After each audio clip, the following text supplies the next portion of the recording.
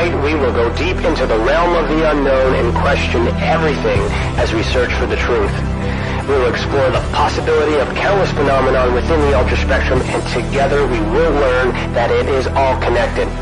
This podcast is brought to you by the Experiencer Support Association, and it is a live stream broadcast. If you have a question, send me a super chat or become a YouTube member. This podcast is brought to you by the Experiencer Support Association. Take a seat, relax, get ready, and welcome to Beyond the Tinfoil Hat.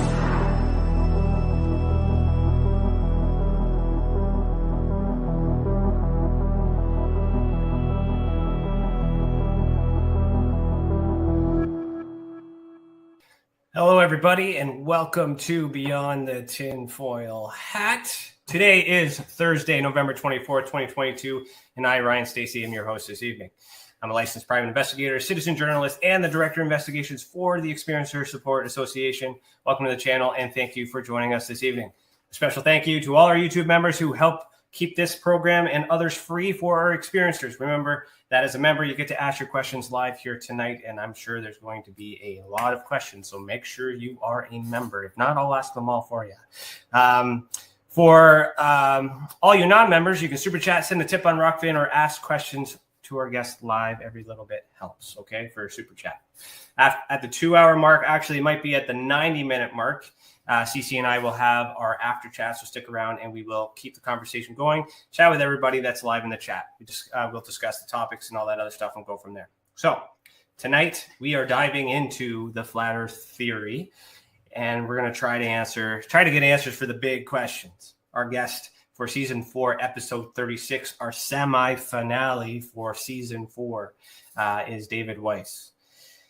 David is a businessman who walked away from his own very successful company to pursue spreading the truth about our world. He's the host of the Flat Earth podcast and creator of the Flat Earth, Sun, Moon, and Zodiac Clock App. He has a knack for communicating the idea of flat Earth with sincerity and humor. He knows this can be a lot to take in, and I'm still working on that one.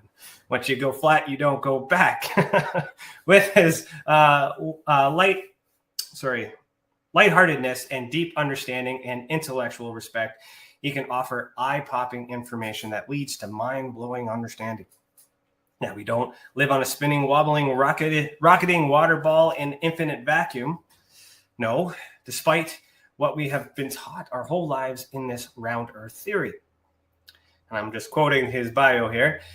David Weiss may be the most agreeable guy you'll ever disagree with.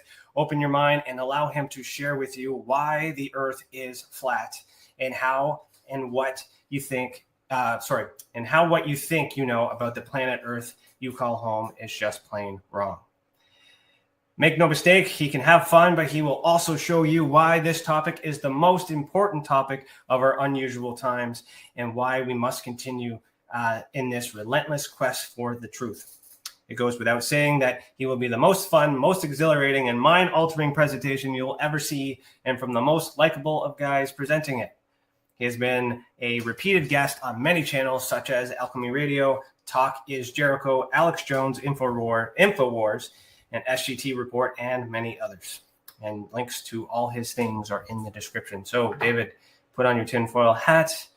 We're about to go down the rabbit hole of rabbit holes. How are you doing? I am doing good. Is that your normal opening, or is that a special opening for this episode? That's my normal opening. That's why I said just so wait you can't even see the light at the top of the rabbit hole. You are deep in the rabbit hole. So that's Tartarian stuff and all that. But yeah. So we might get into that.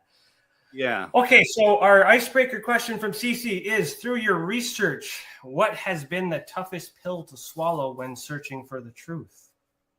Good question, CC. The toughest pill to swallow is, how can everything be a lie? You know, people. The hardest question I used to get asked was, "Well, what's real? Tell me something big that's happened that's real." And I had a really hard time. I used to say, Sully landed the plane on the Hudson River in the middle of the winter, and that's not true. That was also a scam. So the hardest thing It's relationships, long-time friends, family members that aren't awake, that aren't ready to wake up. So that would be the toughest thing. I haven't spoken to my brother and sister since 2020. It's because we really have nothing to discuss as far as reality, and I don't feel like fighting. So that's the toughest part. So I don't know what the toughest part is for me, but it just made me think. I have an uncle in the family that very, very heavily believes in this theory. And when he first told me it, I thought he was crazy. It caused fight at Christmas, all these other things, and he, full blown into it. And after I've started to research it to understand how some of that stuff might be connected to all the things that are going on in the world of what's called circumstantial evidence, there seems to be a lot of circumstantial things that make sense, although cannot be proven because I am not able to go to space. So I am definitely on the fence, but my legs are in the flat Earth side. So that's where I'm at for that. But I could still hop back over the fence at any time. But I don't. No, you can't. I don't really. I don't really want to. Well, no, it's not about wanting to. It's once you start seeing the lie and you start breaking through the programming, then there's no way out, because the more you look for a way out, the more things you find that lead you in farther and farther. Nobody leaves flat Earth. Nobody. I mean, it sounds like a cult, but that's not it. It's the truth. Yeah. And once you see the truth, it's like people go to a magician and like, oh my God, that's so amazing, so amazing. But then one day the magician shows you how he does everything. So now you go and you're just here like this going, all right, I say it, and you can't unsee it. Once you know how the trick is done, once you know the lie, once you see the deception, there's no turning back. So saying I want this, I want that, I want it to be flat, I want it to be round, I just want the truth. And I think that's what you really, really are saying. But once you see it, you can't unsee it. Yeah. And for me, it's always been, like in order for it to happen, like a lot of people got to be in on it. And for that to be true, it will damage a lot of thoughts, and a lot of things will be destroyed out of it. So there's a lot of pain that kind of goes with it. But then at the same time, it's like what shaped the earth to me really doesn't matter. What matters to me that is if they lied, then why the lie, how it affects you, everything. And we'll get into all that. But when you say a lot of people have to be in on it, actually that's not true. The vast majority of the people that defend the ball have no idea what you just indoctrinated to a point, and mentally, spiritually, they're locked into holding on to this ball thing. I have to say hats off to the globalists that created this system, because they did such a good job indoctrinating people to the point where they'll fight it. If you don't believe me, go to a 10 or 11-year-old kid that's like the perfect age and say, hey, want to know a secret? The earth is flat. He'll chop your head off. He'll throw so much propaganda at you. It's unbelievable. And that's just at this young age where they've really indoctrinated them all the way through school. All of schooling is to make you think that you're insignificant, make you think that, you're flying through an infinite space. You're an infinite speck, and you're a plague to the planet, right? All of this stuff, it's all to make you live in fear, limit your thoughts, and stop you from nearly reaching your full potential. I mean, if people reached a fraction of their potential, this world would be an amazing place. But right now, people are trapped in the Matrix, and the Matrix is the globe. And the globe is a prison for your mind. And well, it's definitely possible. I mean, I can't say for sure, but you've done a lot of research, obviously, and you're confident why you're here. One thing that that irritates me, though, and I guess maybe I am more flat Earth than I realize, but when the insults come in and when they make fun of the movement, a lot of people think that literally means a flat disc that's floating around in space, and they use those images to kind of mock the idea. So what exactly is something like that? Is that what it really could look like? Are there other planets? How's this work? This is what they want you to. This is what they want you to think flat Earth is. Flat Earth is nothing like this. Because if you think about this, this makes no sense. All of the videos are like, if you walk to the edge of a flat Earth, you'd have to lean over because it'd be pulling you towards the center. None of that's true. No flat Earther thinks this. Only people that are indoctrinated into the globe think this is what flat Earth is. There is a little bit of truth in here because what is behind the shoreline is outer space. We'll get into that in a minute, but not this outer space. Okay? There is no outer space like that, but the outer space. Mm-hmm. And I understand too, and I caught on to that with the wording, right? Because it's outside the dome, or is it outside of? Well, it's beyond the shoreline, right? So if the world is set up like this, right? Here's our shoreline. That what some know as the ice wall. It's the shoreline of our pond. Right, our world pond, is being contained by land that's higher than the surface. Right, a pond is a pond, a puddle, a lake, is a body of water that is surrounded by land that is consistently higher than the surface of the water. It's a container. Large bodies of water at rest need lateral pressure, and without it, the water will just flow elsewhere. They tell us Antarctica is the highest land on Earth. This is Antarctica. Okay, they tell you this is the South Pole, but you go from here, you go all the way out here, it's thousands of miles, and we're at the South Pole. But nobody keeps going this way and pops up over in Australia. Keep from base, don't go here and meet people that were at this base over here. Right? They don't go, oh, we'll meet you over Edmonton Scott Station, whatever. Right? But this is where they tell us the station is, right here. Okay? Right. And they want you to think this is a continent over here. But in reality, it's just like this. And what's out here in the outer space? We can get into that. Okay. Okay. I'll let you lead the way. If I got questions, I'll ask. Well, people say, well, what about navigation, right? This is a map of the world that was used for war planning. It was it's still used for navigation today for flights and everything. And, you've seen the Gleason's map, I'm sure. This was in all classrooms, in all libraries, everywhere until the 1950s. And then all of a sudden it was pulled. Why is it pulled? What's going on with that? What are they hiding? Right? This is the best map of the world that we have. And when I show you my app in a little while, I can prove that the sun does circle around it some way. Now, some people have crazy ideas. Well, it's really going this, and sure, whatever. But wherever the sun is, when the sun is directly above you, anywhere on Earth, it's noon. And I can prove that if it moves through each one of these time zones, time is correct, and the sun's actually in position. So we'll get into that in a little bit. So this is our shoreline, right? This pink line is 60 degrees south, which is still like 1,000 miles or more from Antarctica, right? No one's allowed to independently explore beyond this line. Why is that? In this world right now, we're having, we're fighting for resources. We're fighting for, fuel and everything. And they say that Antarctica is barren. There's no people there. There's no animals there. There's no vegetation there. There's just raw resources. And then they go, oh, no one can go there. Antarctic Treaty. We're going to the moon, a place that you can't verify anything. We're just going to send Freemasons up there.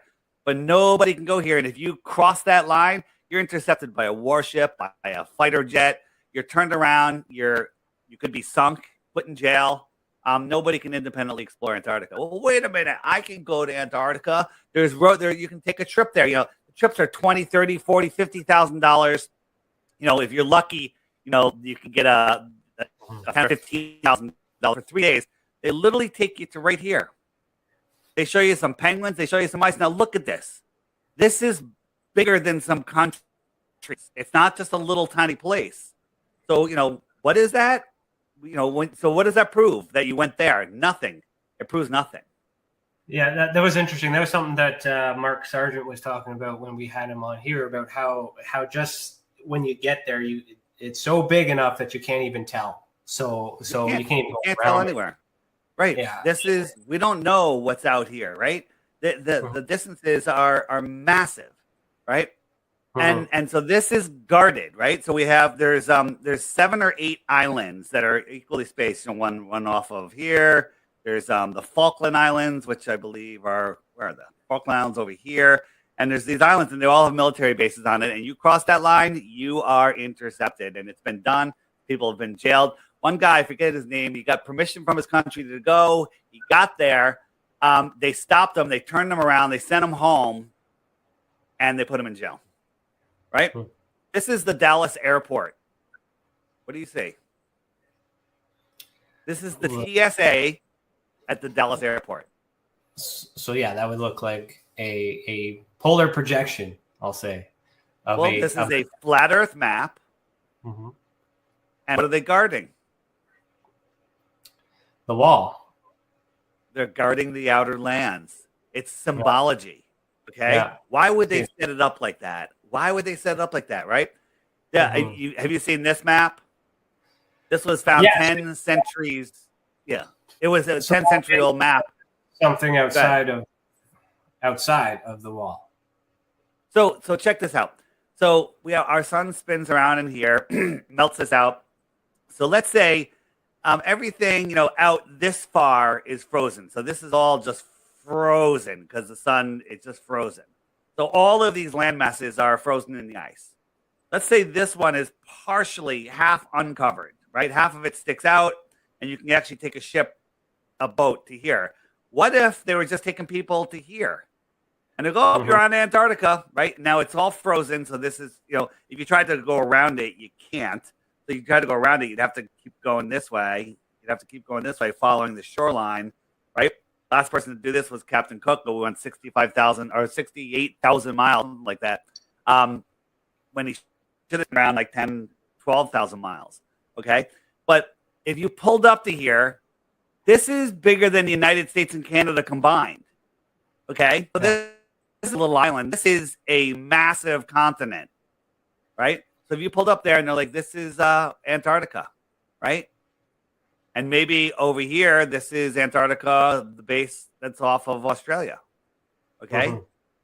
Nowhere near each other. Right? You with me? Yep, I'm with you. Here's something that happened recently. We're looking at, you can go to ship tracking. Oops, that's not what I wanted. Hold on. Ship tracking sites. Wait, where'd it go? Oh, here we go.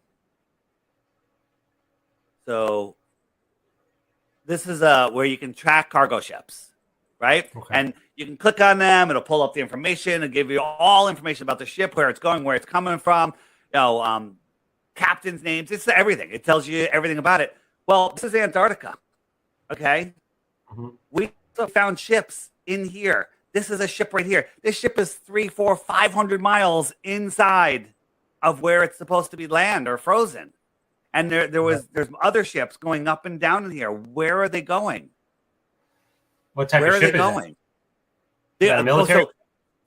No, cargo ship. This ship was almost 500 feet long or 500 meters. 500 meters would be huge. I think it was 480 meters. Giant ship. A giant ship. I got to nail. So a giant cargo ship. Where's it going? Maybe it's going out here to other lands, right? Maybe it's not frozen out here. Maybe that's why they're worried about global warming, because it opens up these shipping routes, right? Yeah. So where did that ship come from, right? So we look it up, and we found out it's from a little island called Kiribati, okay? Out in the middle of nowhere, right? You wouldn't even find this thing. That's a tack you're seeing. You don't even see the island yet. We zoom in, and here it is, the island of Kiribati, right? So what's going on out there? What's going on out there in Kiribati? There's the Chinese government very involved out there. I believe our government's involved out there. Like what are these people about? What's going on here? You've never even heard of this, right? Maybe there's trade routes going on right now that we would never know. We would never know if there's ships, information, technology, people. We don't know what's going on. But coming from this little island in the middle of nowhere, look where it is, right? Kiribati is is right, not there. That's my mouse. It's right here in the middle of nowhere. Yeah. Here it is. If you didn't put that pin in, you wouldn't find it. So with something so small and hidden in plain sight, why put it on there at all? Yeah. So and you could, I encourage people, go look the island up, zoom in. You can see, there's a whole civilization there. There's some towns. There's 3 little villages. One of them is called London. One of them is called Paris. Right? Weird. I don't know. Just saying. Right? And so what they did is, instead of letting us know there's an extended plane, they took our plane and wrapped it onto a ball. Okay? Yeah. They wrapped it. So that's our world. We're trapped, right? Instead of letting us know that we're out here, right? They took the edge of our shoreline, they cut it out, and they wrapped it around a ball. That's the prison for your mind. Yeah. How about that? That was a good visualization. I like that.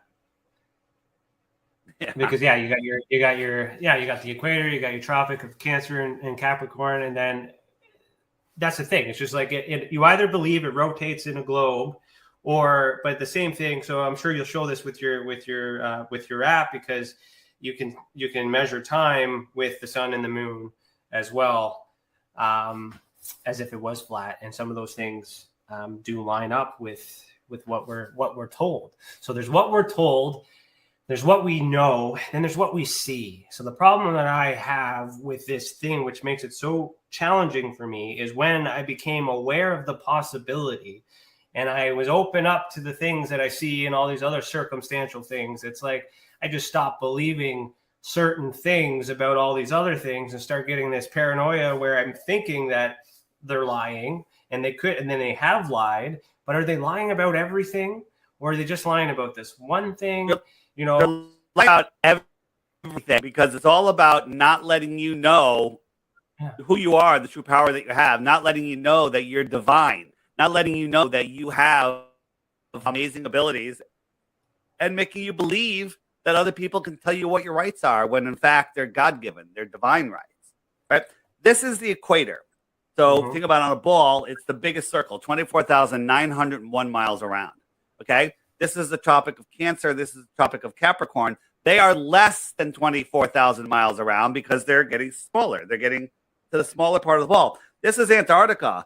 Circling around Antarctica is only 11 or 12 or 13,000 miles. Let's say 13. Give the globe the benefit of the doubt. 13,000 miles. So circumnavigating Antarctica should be about 13,000 miles. But Captain Cook did it, and he went 68 miles. 25,000 miles, 68,000 miles. Is the world set up like this? Or is it set up like that? So right? Here it is. Here's the Tropic of Capricorn. And if you go all the way around, 68,000 miles, it makes sense. Yeah, I also noticed that on this map that you have what appears to be a continent in the center of the North Pole. That's not empty like the Google Earth map shows. We don't know what's here, right? Right. Yeah. So this is actually showing ice, but now they have it just as water. You look at the old maps. There's old maps that show, 4 continents with 4 rivers in there. We don't know. North Pole's also another place that's off limits. Mm-hmm. So you get into Hyperborea and Magnetic Mountain and all that stuff. Here's the thing. I love talking about all these possibilities, all of these things, all of these signs, all of these clues, but we don't need them to prove the Earth is not a spinning ball. I mean, our God-given common senses can show us that. We can physically go out and measure it. We can use their math. You say, well, it's 8 inches per mile squared, and the Globers will go, no, it's not. That's not a real formula. That's a parabola, right? Right? Yeah, it actually works perfectly, because it's based on the Pythagorean theorem, a squared plus b squared equals c squared with a right angle. Okay, and I can show you how it is dead accurate for hundreds of miles, over 1,000 miles, but nobody can see 1,000 miles. We don't really need it. I mean, perspective brings everything to the point. The atmosphere becomes opaque even with infrared lenses, and you can't see 1,000 miles. So who cares if the formula gets out of whack when you start inverting underneath the ball, right? So our not ours, their calculator, their curvature calculator is dead on, and it's so far off. Do I have that? Do I have that clip? I don't know. There's a clip that I wanted to bring up. I'll get into that later when we get into curvature. I had an idea. Anything else we want to? No, I'm just asking questions based off what I see and what I hear. I'm good. I'm following your pace. Right. So when I say flat Earth, the Earth isn't flat. It has hills and valleys. It's as a topographical plane, right? It's the deepest hole ever dug is just under 8 miles. So yeah, we know there's a hole 8 miles deep or less than 8 miles, and we have Mount Everest, right? So yeah, there's ups and downs, but water tells us what's going on. The answer is a large body of water at rest, anything bigger than a gallon, will lay flat when at rest. Period. People go, what about the sunset, right? What about the sunset? Well, this is the sun just going away, right? It's not because I'm spinning, falling over faster than the speed of sound backwards, right? I'm looking at the sun just going away, just like I'm looking at these streetlights going away, right? Same exact thing. When you stand under one of those lights, that's your noon sun. This is your morning sun or evening sun, depending on which way it's going. Noon sun right here. And this is the evening, and it just goes away in a straight line. Actually, depending on where you are in the north, you'll see it curving as it goes around because it's circling around you, right? You've seen my flat Earth kitchen, I assume, but this line is level. This is a level line. It's this line. This line is being filmed from an elevated position, from a celestial position, right? And it's level. Right. This line's being filmed, the same line being filmed from a terrestrial position on the ground, and it looks like it's going down. It's exactly what we see with the sun. Here's an actual sunset. It's going down. And what's it going behind? It's going behind the atmospheric deck of opacity. That could actually be a mountain range in the distance that you just can't see because there's no light. The light that's bouncing off of it can't get to your eyes. So it just becomes sky. Okay? With me? Yeah, I'm with you. All right. And people, and it depends on the conditions. This is one where the sun was going down, down, down, down, down, and it stopped. Now I'm filming this from a high position, and it stopped going down. It should continually move, but it stopped and it faded out. Now my friends are down here at the beach. They saw the sun set 10 minutes earlier. It's already nighttime. I'm still looking at the sun. Okay, this is going forward and backwards, and it went away, and it took its light with it. Right? And this was filmed by a soldier in Afghanistan. Super dry, super clear day. The sun is not going down. It's clearly moving away. It gets lower and lower and lower, and then it just kind of stops on the horizon as it goes away. As Paul McCartney says, the fool on the hill sees the sun going down, but the eyes in his head see the world spinning round.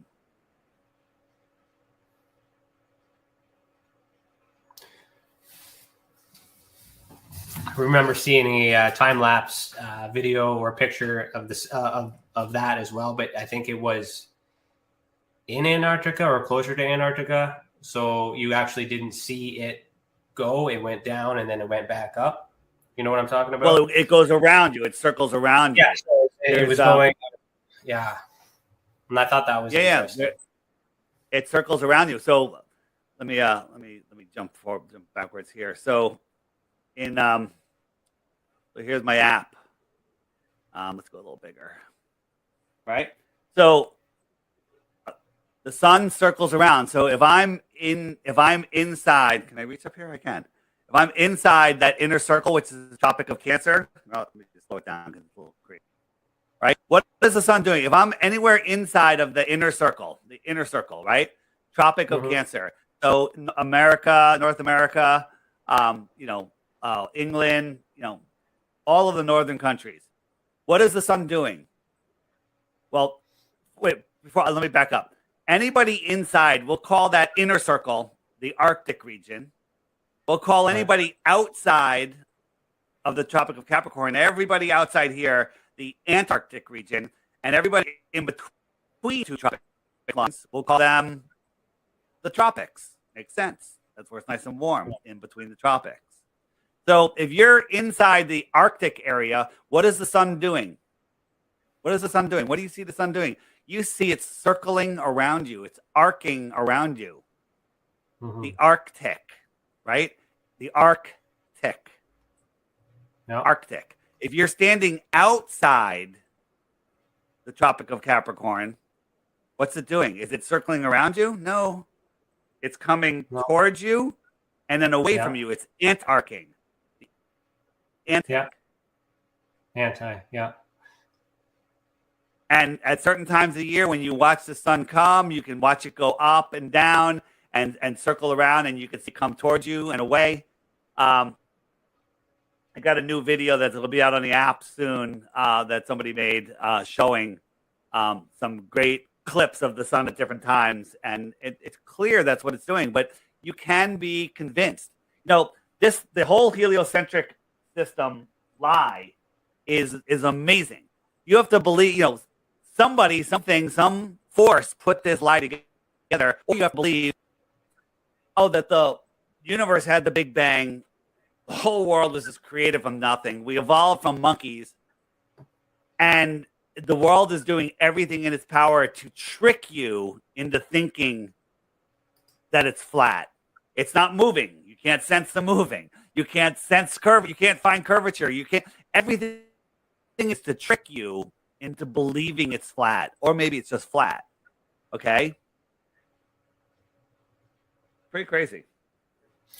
It is. So with the moon then,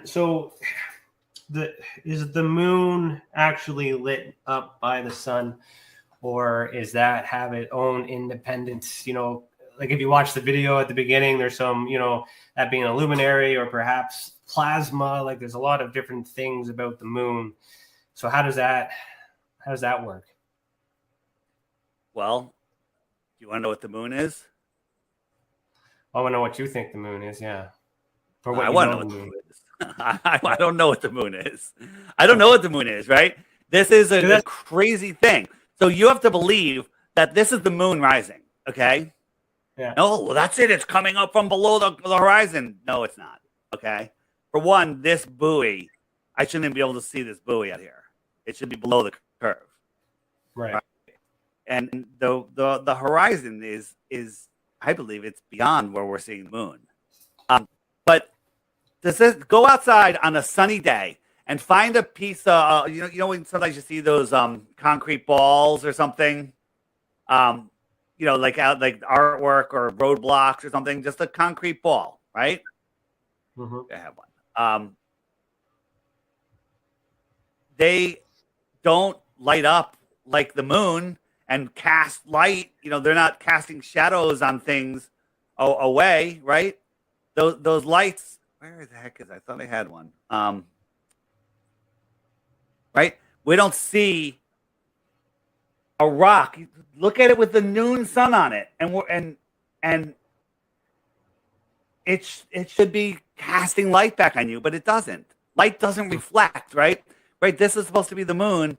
Look how bright the moon is, and look, kind of looks like the moon that we're seeing. It looks like it's pretty damn local. The way it's lighting up those clouds, might even be within those clouds. What is the moon? We don't know. This is what NASA wants you to believe the moon is, and that's what the Earth looks like. Wait a minute. If I was standing there on the moon, that Earth shine should cast a shadow on me. It should reflect back to the moon and cast a shadow, just like the moon casts my shadow onto the ground, right? When you get into the inverse square law of light, every time you get half as close to a light, it's 4 times brighter. So if 250 miles away, if I went halfway there, it's 4 times brighter. Halfway again, it's 16 times brighter. Halfway again, it's 64 times brighter. Okay? It keeps on quadrupling. And so when you're 100 miles from the moon, the moon should appear like 60 times brighter than we see the sun from Earth. Does that make any sense to you? Yeah. Yeah. It does? Well, no, I'm following you. I understand your thought. So no, that doesn't make sense. But this is the moon. These clouds are moving around. Why is the moon 250,000 miles away lighting up just this cloud and not these clouds over here? Why isn't it lighting up all the clouds in the sky? Right? Probably because it's local. That's like it's closer than we're told, and it. Well, wait a minute. Why wouldn't an airplane crash into it then if it's that close, right? And the answer is because the moon is in a position relative to ours. If I'm watching the moon and I put you halfway between the clouds and me up in the air, you would see the moon farther away. Right. You would still see it farther away, right? When we go up, when we send a balloon up, the moon turns into a tiny little pinprick. The sun is still nice and big, but the moon turns into a tiny little pinprick. Wait a minute, that doesn't make any sense. I mean, we're not getting that much closer to it, but it should be at least the same size as we see it from the ground. It turns into literally the size of a star. What the heck is going on there? This is what I was looking for. Noon sun on this thing. Does this look like the moon? Is this going to cast light 238,000 miles away and cast a shadow on the ground? This is self-illuminating. Does it have something to do with the sun? I couldn't tell you. I don't know. Right? This is not self-illuminating. This is not this is reflecting sunlight, but it ain't doing it. And also, wherever the sun is, there should be a hot spot. Why is the moon equally lit? Equally lit. Right? Right? You should have a hot spot like this. That's a hot spot. But we don't get that when we look at the full moon. Right? If nothing about this world, nothing, and you're just roaming around, you're only human here on Earth, you came out of nowhere, and you don't know anything, you would never, ever say that we're spinning, whirling, twirling in 4 different directions at once. We're spinning through the universe. You'd observe the stars every night, and you'd realize, when all of these stars are in this position, I know that it's July 5th or whatever the number is. And because every year on the same day, every single star is in the same position. But we're corkscrewing through space, going 4.5 billion miles a year, never to return to where we were before. All the other stars are moving in all of their own directions, and nothing ever changes, ever. That makes no sense whatsoever. None whatsoever. So a nice Canadian flag there. Thank you. There you go. This is 2 shots, Canada and Australia, looking at the moon at the same time. Interesting, right? Is that mirror image? Well, they're upside down because if why are they upside down? Because on a flat plane, if the moon's in the middle over the tropics, where it is, somebody on the outside, the south, or somebody on the inside, the north, are looking 2 different directions at the same thing. They're looking at it from 2 different directions. Right? But one of them is appearing in the night sky, one of them is appearing in the day sky. Right? If the light refraction is turning our sky blue, right? Just like they tell us, how the hell can we see the moon when it's not that bright? How is that popping through? How come we can't see stars during the day? Well, we can see the moon during the day at certain times of the month. Right? Yep. This is the Red Bull space jump. People often use that. Look at this, all the curvature here. This is all New Mexico. Do you see a problem with all of this being New Mexico? Yes, you should see a problem. The whole planet. That's a quarter of the world is New Mexico. Yes, they're using a fisheye lens. However high this is, I'm not even sure that the freaking Red Bull jump even happened. Okay, and when we look, here he is on the ground. Here, the red line. Here he is at 127,000 feet. Ground, 127,000 feet. Why doesn't the horizon drop? Right? So are you suggesting that this was kind of like green screen kind of type technology? There's 2 possibilities. So first, this is what Google Earth said the horizon should look like from 10 feet, from 127,000 feet. It should have dropped. But as I showed you, it is exactly the same. You might even argue that it's higher in this one, but that's just what we're just going to say it's the same. So did Felix go up to 127,000 feet and jump? Maybe. If I had to bet, I wouldn't give you odds because there's a lot of anomalies of like on the back of his seat. There's some tubes and straps, and then they showed one just when he opened the door, it was one way, and then when he jumped out, it was another way. Like, unless they took multiple jumps and they spliced them all together and said he did it once, I'm seriously questioning whether it ever happened at all. Right? Right. So, wouldn't be the first time that we've seen edited footage from space. Yeah. Think about it. People think that they're flying around a ball like this. Airplane, not air globe, fly around the Earth plane, right? But to believe this is going on, right? On a spinning Earth, we're flying, right? This is absolute and total unthinking. This is indoctrination. Right? Look at that. You can't even wrap your mind around that. It's I mean, practically, no how do you project where you're going to land? Like, it seems very challenging to be successful in those movements. If you were right, go ahead, finish. I'm sorry. No, I was going to say, then you apply the same thing to the flat map. Assuming that they're going from A to B, then it makes accepting the possibility that it's not moving and it's stationary, then it makes sense. So if you were on the equator right here, and you're just sitting there on the runway, and you waited 24 hours, you go all the way around, and you've gone 25,000 miles in one day. Okay, so you're moving about 1,000 miles an hour on the equator. But if you were all the way up here in Alaska, you're making a very small circle.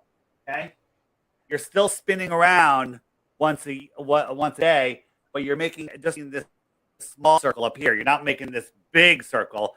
So you're only going maybe 200 or 300 miles an hour, maybe even less. Okay. So if you're on an airplane sitting on a runway in Alaska, so you got your 200 or 300 miles an hour of spin inertia, and you take off and you fly to Ecuador, and you want to land on a runway that's oriented north-south like this. That runway is moving sideways at 1,000 miles an hour. How are you going to land on that? How's your plane going to gain speed sideways, twice its forward speed to land on a runway? And why wouldn't we see that movement while we're in the plane too? Why wouldn't we lift and then all of a sudden everything moves? Well, the rover will take gravity. Gravity is holding on to you, and as you're going, it's speeding you up because the air. You know why they tell us the atmosphere spins with the Earth? They say because of friction. The friction of the topographical plane of the ground is pushing the air, and then the air has its own friction, and it's just all coming together. But what? Air friction? I mean, we have summer breezes that blow left and right. We have hurricanes that spin, go in all different directions. How is that velcroed? How is that held on to the whole world? How is that? How is that possible? How is that possible? It's just not possible. Yeah. So how does wind work then? High pressure to low pressure. High pressure to low pressure. When you have high pressure next to low pressure, it equalizes unless there's a barrier, unless there's a physical barrier. Okay. All right. Let's keep going. Before we're talking about the deepest hole. Deepest hole is a great borehole. Less than 8 miles. That's like drilling halfway through the skin of an apple. Not even halfway through the skin. Right? Oh. And they had no idea what they were going to hit. The ground penetrating radar was wrong the whole way. No more rocks, no more water. They hit rocks, they hit water. And then they hit an impenetrable barrier. They couldn't get through it for years. And they gave up. But somehow they know what the next 4,000 miles is. See, this is a meat in every textbook. What we're taught, that we have a molten magnetic core. Okay? A molten magnetic core is like me giving you a bag of powdered water. Just add water, right? There's no such thing, okay? Yeah. There's no such thing as a molten magnetic core because before a magnet melts, as you heat it up, it loses all of its magnetism.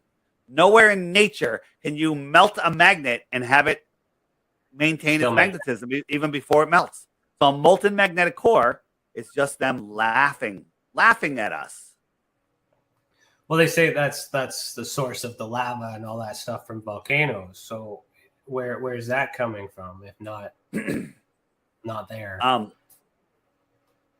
Well, they want us to believe that volcanoes are spewing lava from the center of the earth when in reality there's things called lava tubes, right? And I believe that they're made from, the earth is like a capacitor. It's soaking up all of this electricity from our sun and moon. And there's these circuits underground that melt the rock, melt everything, right? Electrical circuits, and they create lava tubes, and they're all over Hawaii.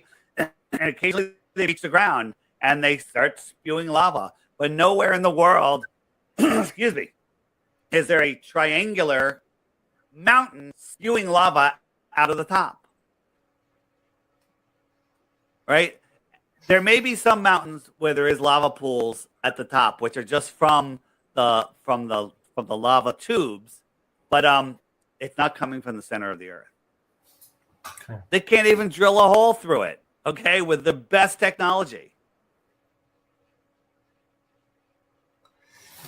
Let's see, that's the thing, right? Like, I mean, you're saying a lot of things, and this is like your theory. Well, not your theory, but the flat earth theory that goes against the other globe theory, because the only fact we really have is that NASA says, and all the space agency says, that this is the way that it is, and they're the scientists, they're the ones that have done all this, and we're told to believe that's true. And we don't have any way to fact check that other than trust them. And we really don't have a lot of trust for them because they lie about a whole bunch of other things, which makes this really, really hard. But what you're saying also can't be proven, just as well as the globe stuff can't be proven by us because we don't go to space. So that would mean the astronauts are all in on it. They have to be. Well, they're all in on it except possibly Don Pettit, who might just be retarded. Okay? Okay. I'm allowed to say that word because he just look at him. Listen to him talk. He's like, we see the zodiacal lights, and it's a painful process to build it back again. But he's not the brightest guy in the world. So, and I think that a lot of these guys are under mind control. Like low astronauts, they were just lying, and you can tell by their press conference. And the way they live the rest of their lives. Some of them are in on it. Some of them are under mind control. Like right now on the International Space Fake Station, there's this black transgender boy girl up there. I think this person is totally under mind control. They're probably in a studio, even though she's hanging from wires. She's told that she's in the space station, and she'll leave it. And with hypnosis and mind control, you can do that. Let's talk about some proof, some absolute proof, right? We're not just saying the earth is flat. We can prove that it's not a ball. So this is, we're going to have a little math lesson, okay? This is easy. Right triangle, we got A, B, and C, right? A squared plus B squared equals C squared. Coming back, this is easy. This is what they taught us in school. So here's our person, and we have a straight down is a straight line, and perpendical is a straight line. Okay, so they tell us the radius of Earth is this would be the radius from their position to the center and out, and the drop would be from here to the surface of the Earth. So let's take a look. So they tell us the radius is 3,963 miles. You with me? Pretty easy so far, right? Yeah. And let's just say we're going to go out 100 miles. Not to scale, people. Relax. 100 miles. So the Earth is constantly curving away more and more over that 100 miles. Mm-hmm. Okay? So radius 3963, 100 miles. Radius squared plus distance squared. We got our numbers. Equals h, and h squared is 15,715. Okay, so if we take the square root, right, it's 3,964, right? So here are the actual numbers. So this is 3,964. So 3,964 minus 3,963, which would be the radius to the surface, right? This line would be the same line to the surface over there, equals 1.2615 miles left over. Okay? Right. So this, the 1.265 miles is 6,660 feet. We know that's the number. 8 inches per mile squared at 100 miles is 6,660 feet. So the Pythagorean theorem absolutely 100% proves that the curvature formula is right. Now, if you went out 10,000 miles, yeah, you got an issue. Okay, but we don't even need to see over 1,000 miles because you can't. So one of so let's put that into practice. So we have Mount Canigou, right? You can't see it 275 miles away, except when the sun lines up with it twice a year. It backs it up. The top of this mountain should be more than a mile below the curve. This should be more than, you can't see it until it lines up. From this viewing spot, it should be over a half a mile. I'm rounding down. But it's right there. You can see the sun. You can see the mountain. The globers will tell you, oh, that's what's behind the curve. It's just refracting and it's stopping at eye level perfectly. Because again, the whole universe is conspiring to make you think that the Earth is flat, not a globe. Or maybe it's just flat. Okay? Here's from, I don't know, in California, Mount Jacinto, 123 miles away. This is with an infrared lens. With a regular lens, it's just a blue sky, and your horizon's right here, okay? And you think, oh, that's the curvature of the Earth. But then you take out an infrared lens, there should be 7,000 feet of curvature at that distance, right? The very top of the mountain is all should be safe. You can see the whole mountain. Okay, that's all you need. That's what got me. It's like when I started seeing things that you can see too far, boats that zoom in and they come back up again. It's like, wait a minute, I can go. What's that? I was going to say, is it possible that the globe is just bigger than what we're told? It's still a globe, because the math. I understand what you're saying. The math doesn't add up to what we've been told. Yeah. But what if it was still a globe and their math was wrong? Yeah. So we can take their curvature formula. So I'm going to take this clip, but Taboo Conspiracy in my app underneath the experiments one, the top video is a fantastic one, and it's showing we're tracking some ships, and we see a ship that's 16 miles out, and we're like, wow, we can see the whole ship. We shouldn't be able to see it. It should be hidden behind curvature, and then all of a sudden we can see water beyond the ship. If you can see the surface of the water beyond the ship, well, there's no curvature because you're still seeing the surface. Okay. And then we saw another ship miles behind it, miles farther away, maybe 10, 20 miles farther. Who knows how far it was. Okay. And it's going by. You can see it because, things ramp up. A ship in the foreground, another ship in the background. The one in the background is higher in your view because that's just how we see, right? If you think about it on a thing, the one in the distance is higher. It's smaller, but it's higher.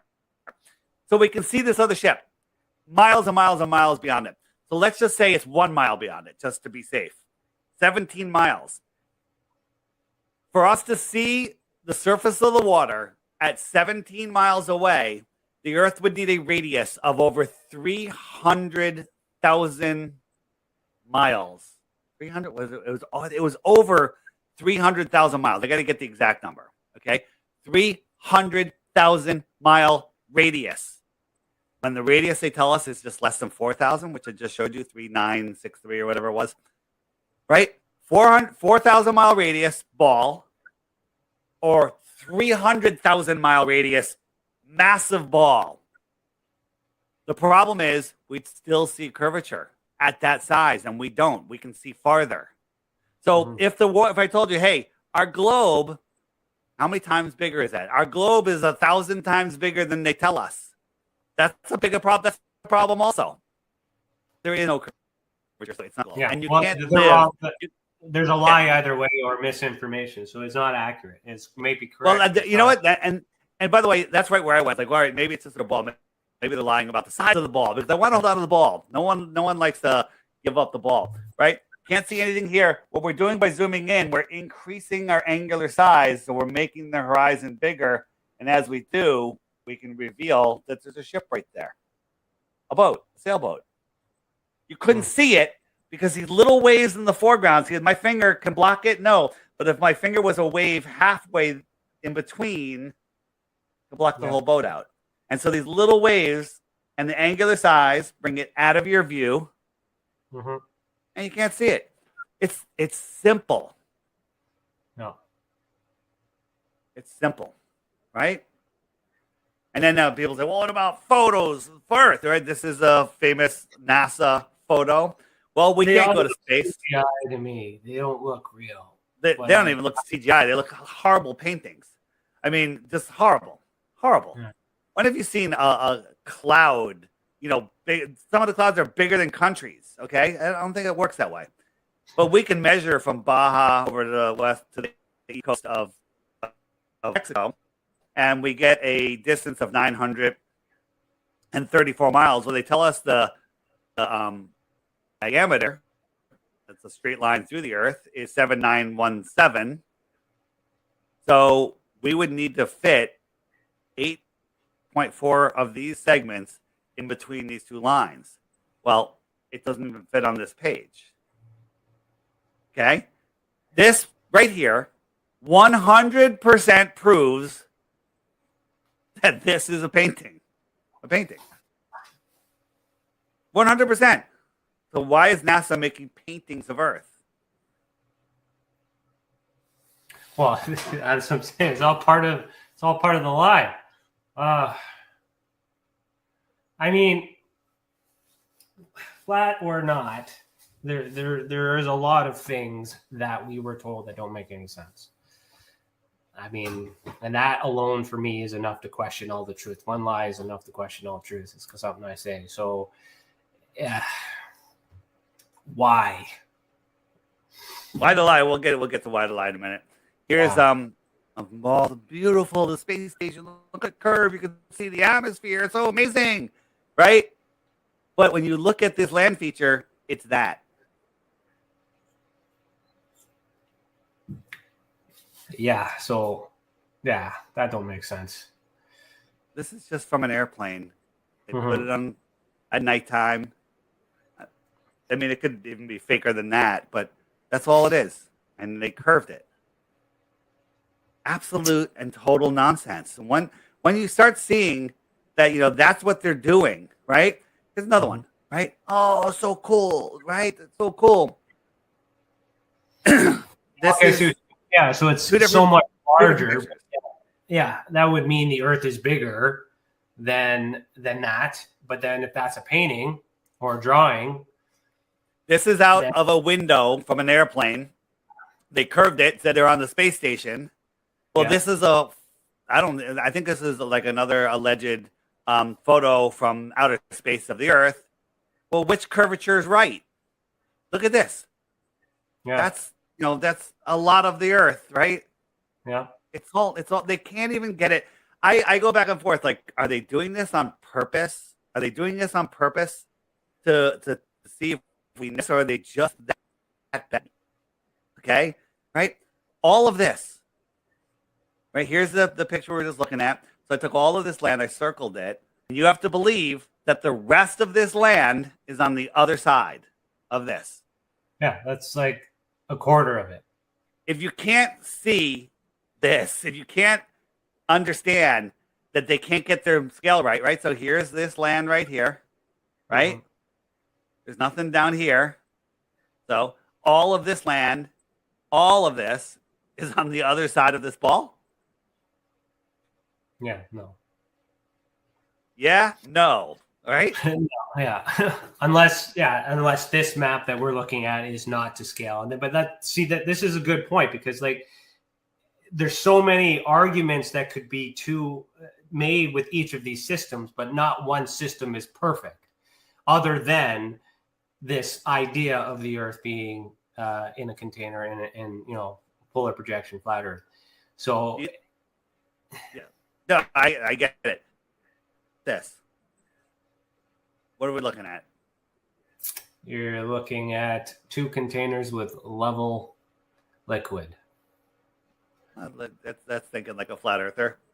Are we looking Yep. at a photo or a painting? That could be a painting with closer look. But Which one is a photo? Which one is a painting? I can't tell the difference. But when you compare them, the Earth definitely looks like a painting to me. See, the other thing too with this planet stuff is like, and following the same thought of like, I believe what you're saying, but I don't understand what I'm seeing. So you can get CGI, good crisp photos of Pluto. Supposed to be the furthest thing away, but yet you can't zoom in to the moon and show us any more details other than. And those photos that's where we're gonna go next. But also black and white, but we can clearly see that there's color. Right. So, by the way, this is a painting. That is a This painting. is a painting also. But people are like, well, I'm going to paint this. Look at this. Yeah, you can paint this, right? Yeah. And there's no way you see these colors. You don't see green from millions of miles away through atmosphere. The entire would look white because everything just whites out. Okay, This is a painting. This is a painting. It took a lot more skill than this. Okay, right? That's more believable. I believe that painting to be real more than I believe that Earth to be real. And then all of these, we'll get your shit together, NASA, right? Because it's a mess. It's a complete and total mess. All right. This is supposedly what? What's moving away from the Earth this fast? Filming it, right? No, this is all CGI, made in Blender or whatever. Well, I mean, so the way they explain that is they take multiple pictures and then they map it and then they create this animation. So they even admit that it's an animation, but by admitting that it's an animation, also is admitting that you are the opportunity to make it all up. So it's like it's like saying I didn't mean to kill them, but I wanted to. You know what I mean? Like it's not. It's contradicting. Yeah, I got it. This is what color is Australia? Okay, this is what they want us to believe. I think Australia is much bigger than they're telling us. Australia is massive, right? This was on everyone's iPhone. First iPhones that came out, and this was on it. Coolest thing ever. But when you look at it, they're lazy. They use Photoshop. Clone the stamp tool. Everyone's seen this. You've seen it. Yeah, I've seen that. Right. So interesting with Australia. I recently came across in Darling Park, which the pond, the little map there. Yeah, amazing. An obelisk in the center, and I thought that was quite interesting. And then Australia being closest to the wall, perhaps. You would think someone from Australia would say something, but then the history of Australia was a prison. Put everybody. That's what they tell us. That's what they tell us. But they built these prisoners built amazing structures. I'm not buying any of that story. Okay, this is some flat earthers made this in Photoshop. We're making a better looking globe than NASA, if you ask me. This is fake. Yeah. We made this. Okay? People are, how can you do that? NASA's got real weather patterns on there. Well, why don't we see stars? How come there's no stars? That's another thing I question too. Aperture. Right? Aperture. Come on. What's that? Sorry? Aperture. They say the aperture. Yeah, but I mean, you should still be able to see some. And then space debris, and then you got satellites that apparently, is all over the place, but you never see it. Yeah. Photoshop, right? And why don't we see satellites in front of the moon? So think about this. You ever go out and look up in the sky and see a little light move across the sky and go, oh, that's a satellite? That's what they tell us, these little lights. I don't know what they are. They're too fast to be airplanes. I don't know if they're natural phenomena or they're other technology or things from other worlds beyond Antarctica. Mm-hmm. But if they were satellites, whenever we send a balloon up to 120,000 feet, right? Whenever we send a balloon up, we should be seeing these satellites blinking. They should be flashing all over. Sun's over here. There's 30,000 satellites circling around. They should be blasting our eyes. It should be like a light show. It should be incredible. Never once do we see a single flash from a single light, but we can watch a satellite cross all the way over. How is it reflecting that sun perfectly to my eyes? Okay. Mm-hmm. And everyone's eyes at the same time, right? Because when you reflect, like if I'm reflecting the sun at you off and somebody's standing 20 feet to the right of you, they're not seeing the reflection. Right. You are. But we see it go from horizon to horizon, and nothing happens from balloons, airplanes, space shuttle, nothing. Never. This 100% proves that their satellites are nonsense. Now, NASA has their balloon program. There's tens of thousands of satelloons up there, right? Yeah. Satelloons. And maybe they figured out some way with some technology to get things to stick into the firmament or hover out there using some sort of electric static anti gravity, for lack of a better word. Maybe. Right? How come Artemis doesn't see any satellites? Right? Mm-hmm. That's from the recent Artemis? Yeah, this is just from the other day. That's bullshit. That's not. Oh my God, that's the best one they have. That's the best photo that, Jesus. Oh my God, the other stuff they have is absolute insanity how bad it is. I saw a picture that showed the curvature of the arc of the rocket taking off and totally missing the moon. Well, that's wrong. I'm going to show you that in a second. That's if you want to listen to their story, they're going to just laugh at you. Say, no, you don't understand. And I'll explain it. And they're right if you want to believe their nonsense story. Right? Why did it take Apollo 3 days to get to the moon and it takes Artemis 6 days? I don't know. Same trick 50 years later. Same trick 50 years later. Nothing is going to the moon. If it did, it would get there in a minute. Okay? This is the moon from Artemis. Featureless. Nonsense. This is the moon from Japan when they sent a probe around. Yeah, that doesn't look great either, but it's still contradicting. Yeah. It's like we could look at the moon from Earth with our naked eyes and see more detail than Artemis can. Yeah. You can take a Nikon camera and zoom into the moon and see, the aura. Incredible detail. Yeah. So this is why Artemis takes off and then it loops around the world before it slingshots to the moon. So that's why the argument is, the moon was up there, it took off and it went down and it went around and then it slingshotted to the moon. Which is complete and total nonsense, right?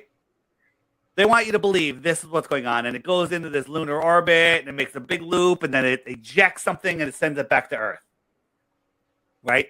They're going to mass ejection to push it because there's nothing to push off of. So they're ejecting mass because Rockets don't work in space, right? A propeller on an airplane pushes off the air. A propeller on a boat pushes off of water. Take the propeller out of the water, or put a fan, an engine in a vacuum. Nothing happens. Doesn't work. So they have to eject back. So what is this capsule? This little capsule. What mass are they ejecting? Where? What direction?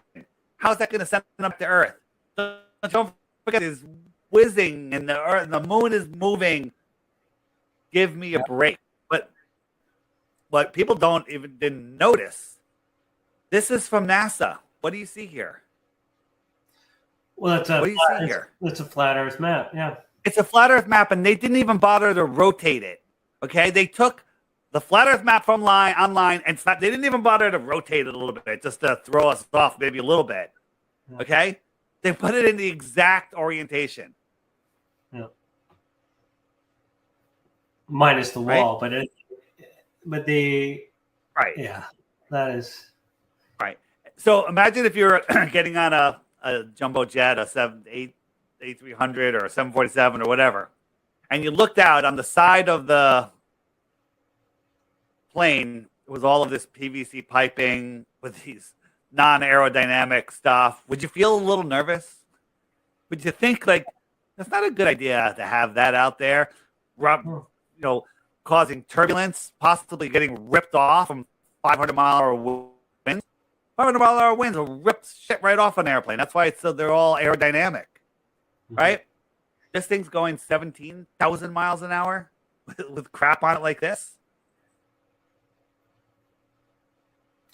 Yeah, no, it looks poorly made. I mean, and if you compare like the Moonlander too from back in the 60s, that looks like junk. And then, Hollywood movies. So what about the possibility of them actually landing on the moon, and that, but at the same time simultaneously filming a story to distract us from what's really on the moon? Is it? Yeah, I used to believe that. I don't think the moon is a physical place, and I don't believe that ever anybody is on those rockets. No humans are ever on those rockets. I don't believe that a human can live separated from the Earth for very long, if at all. And if there are places outside of the wall, the best way to get there without people knowing would be to send a rocket up and over the wall. Or maybe through tunnels or through ships. We're finding ships that are going through Antarctica. Okay? And those are the ones somehow we got. Like, what if there's thousands of others that are beyond that? Right? Right. We don't know, right? This is when Artemis took off, think about this. Those rocket pads underneath the engines, that's going to lift this entire thing up. Watch when they show it here. I'm going to try to pause it. Look at this thing. That doesn't, yeah. What are those bags? Yeah. I'm like, what? Like a balloon? What's going on here? I think it's a big balloon. I think the whole thing is a helium tank, right? And it's got maybe a little bit of thrust, not much. Big light show, a lot of smoke. Well, I ain't no rocket scientist, so I have no idea. But I mean, it does appear to be unsafe. Why is this one? This is like overinflated right here. Right. Right? Why these would be exactly the same. Look at this thing. It looks like it's made of paper mache. All right? I don't know what this is. Right? I think this is just a big balloon. Right? It's a big deception. Right? Uh-huh. This is them doing a little test, and during the test, or before they did the test, watch what happens there. Oops.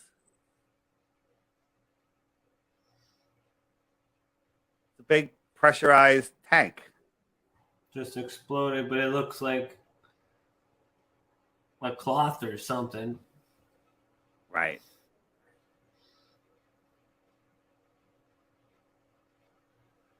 Right. This is the SR-71. That thing looks pretty aerodynamic, right? Mm-hmm. Try putting some PVC piping on the side of that, see how long it lasts, right? The reason it's black is because the paint burns off, right? And it's only going Mach 3.2. Artemis goes Mach 33. Okay. No problem, okay? No problem. No problem whatsoever.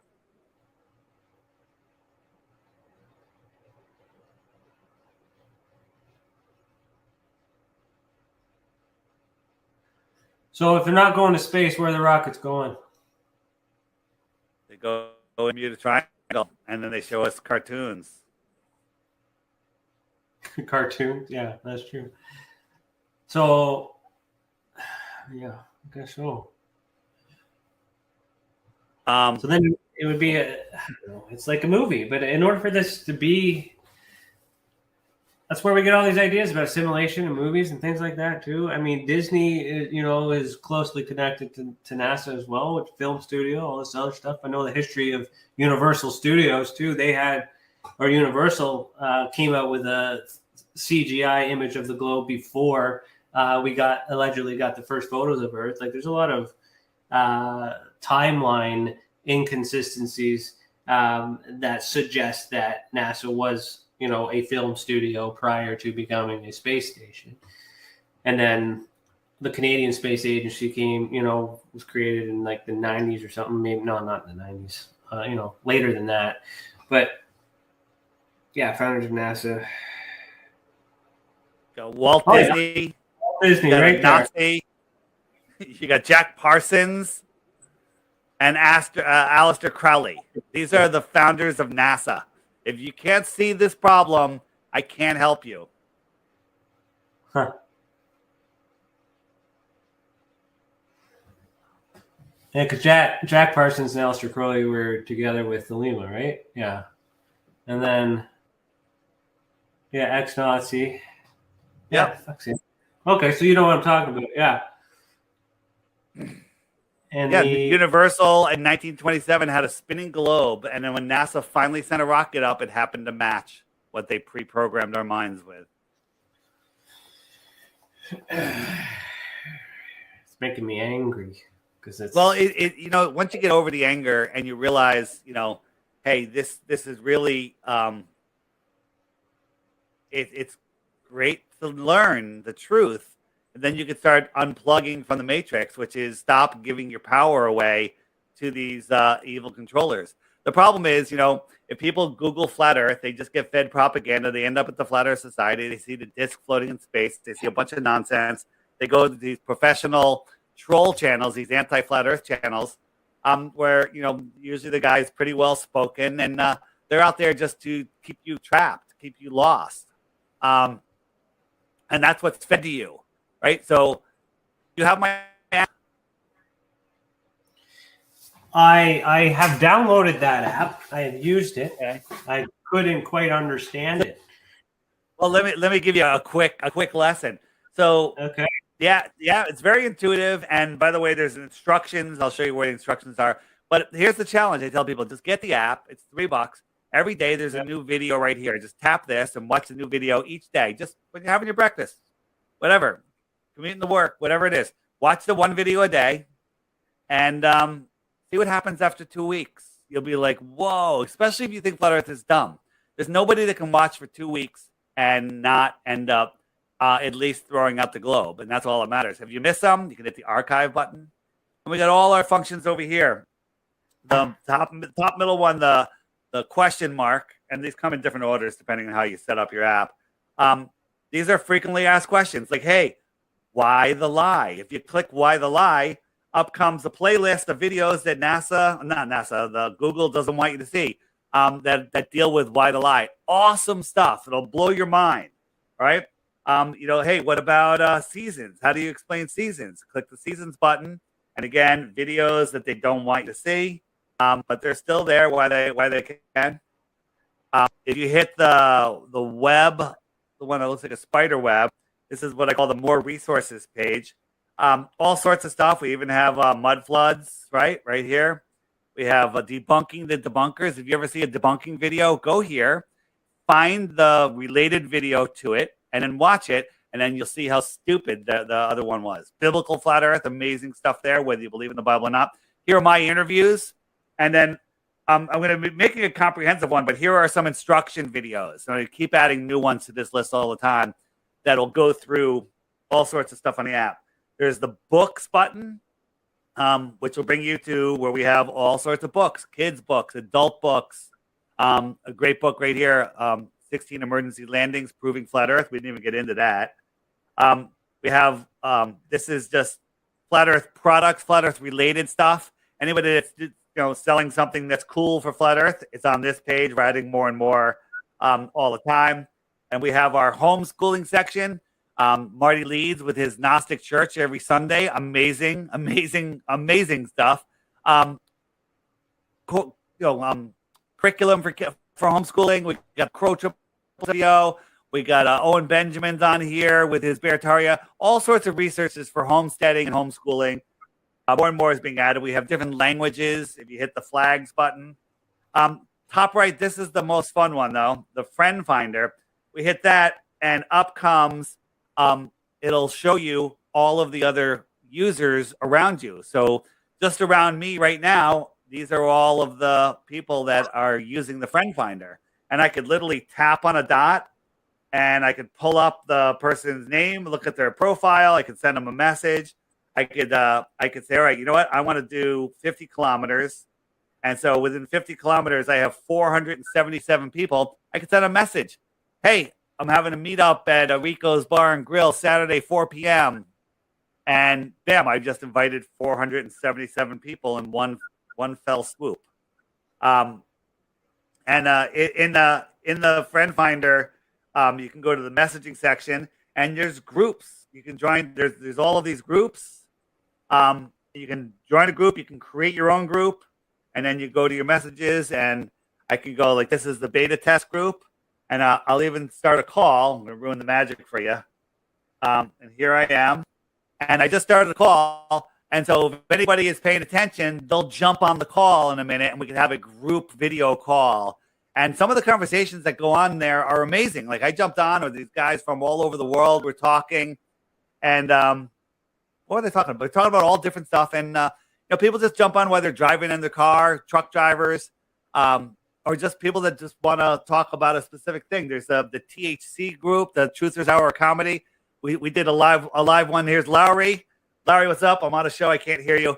And now they have this kind of this group. So like if you created a group, TinFoil hat, and people jumped in that had it. So now you can have like, hey, post-show wrap-up questions about the show, all sorts of stuff. There's all sorts of stuff in there. Larry's in Brooklyn, looking around, probably bar hopping on this Thanksgiving.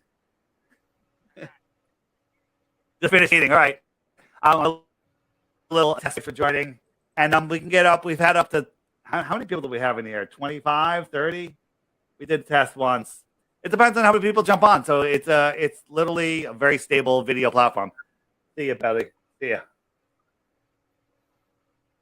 Cool. Yeah, and it does amazing stuff. And the Friend Finder is people are using it to find jobs, to hire people, because guess what? All of these people are awake and aware. Okay, all of these people are awake and aware. I'd rather hire any one of these than anybody I could find somewhere else. But people are using it for a dating site because guess what? These are all attractive, awake, aware people.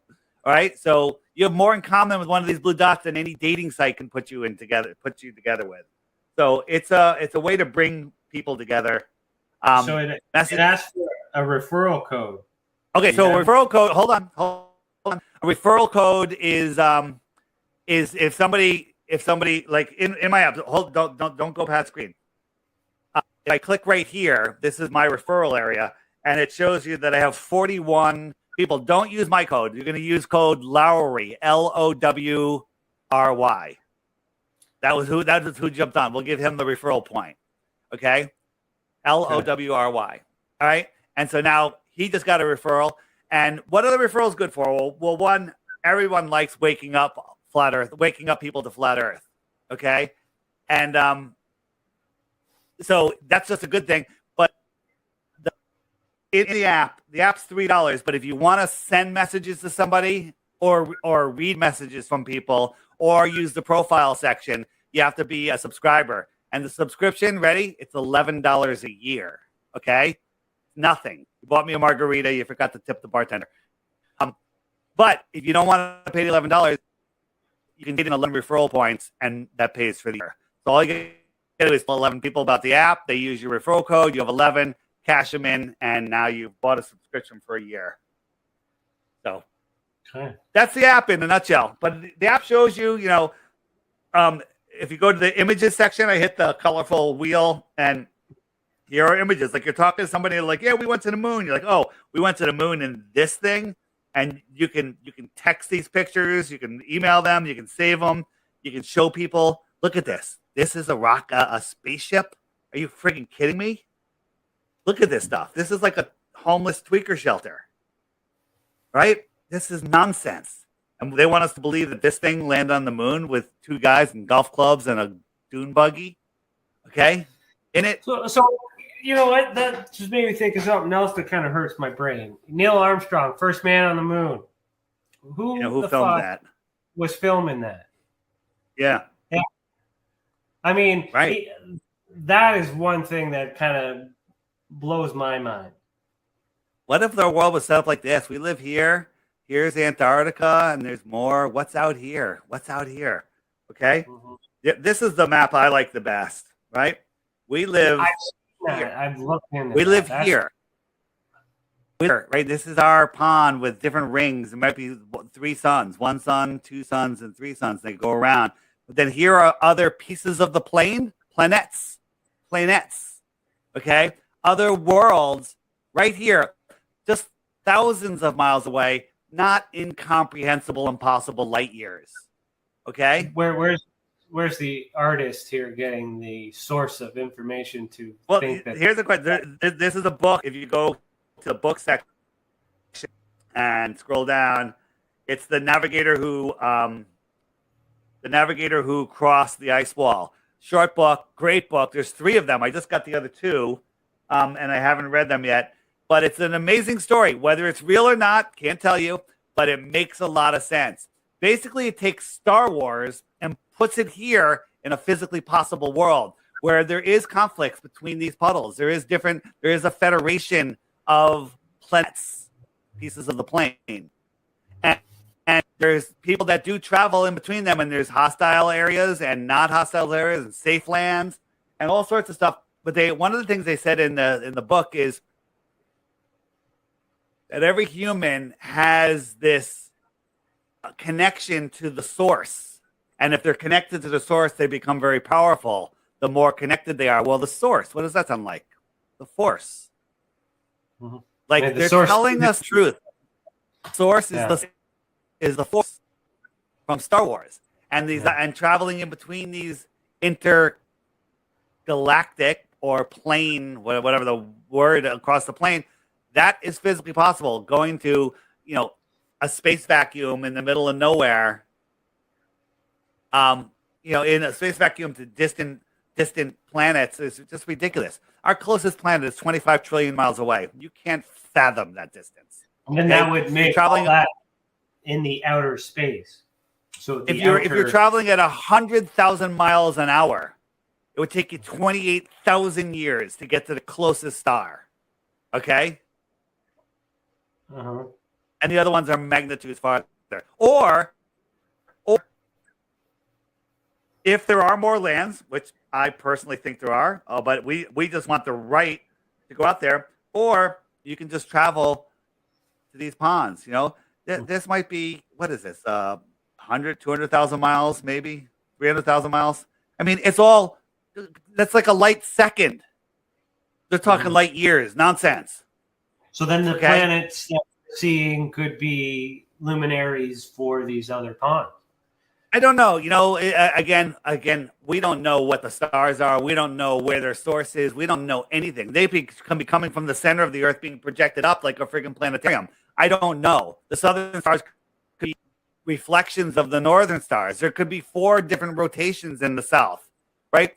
We don't know. But what we do know is that the sizes and distances they tell us are impossible, right? Our sun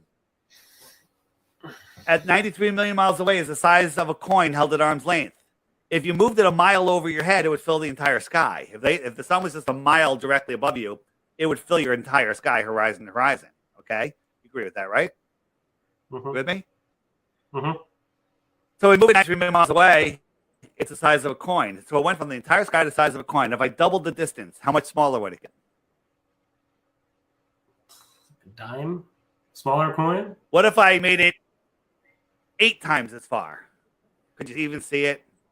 And the answer is the angular size calculator will tell you that it's too small to see. Let's be safe. Let's make it, if I made it 8 times as far, that's too small to see, but let's make it 24 times farther.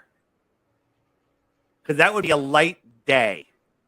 Because 8 times as far is a light hour, right? Because the sun is 8 light minutes away.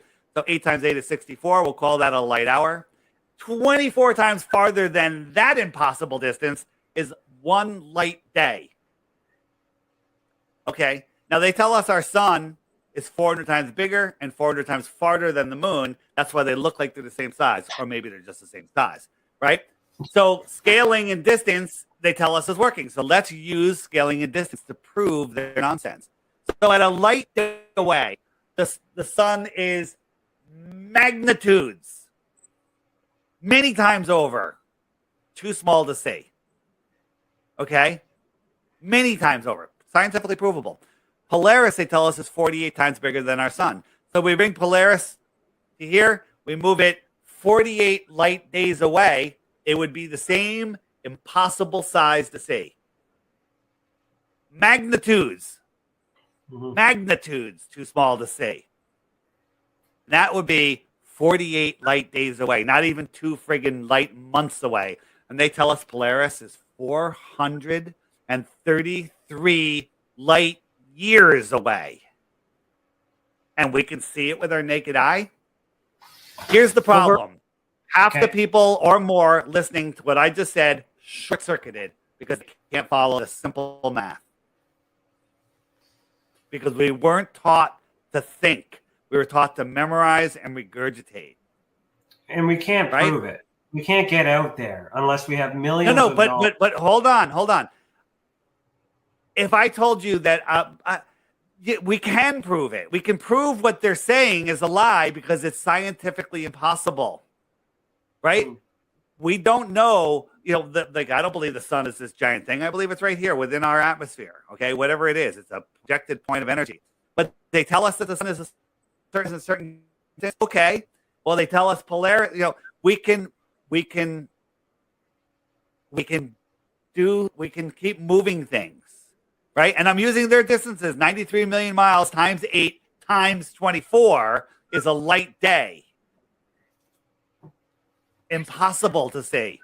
Impossible. And then let's take Polaris. 48 times farther is 48 light days, not even 2 months. Impossible to see. Ignoring the other issue with the brightness. As you get farther, it should get dimmer and dimmer, right? The brightness would have to be ridiculous. We don't even have to go there because we can't see it at 2 light days away. 48 light days away. It would be magnitudes too small. Magnitudes. And they tell us it's 433 light years.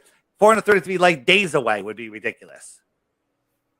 So that is scientifically provable mathematically. Our eyes could not see it. So everything about the motion of the stars, where they are, what they're doing, off the table. We don't even know what they are. We don't know how far they are. We don't know how big they are. We don't know what they are.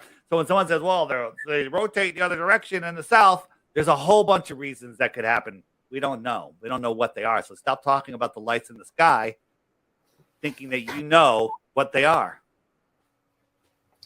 So what about beings, other alternative species? How would that fit in this? Are they in the outer space, extraterrestrial, so extra land?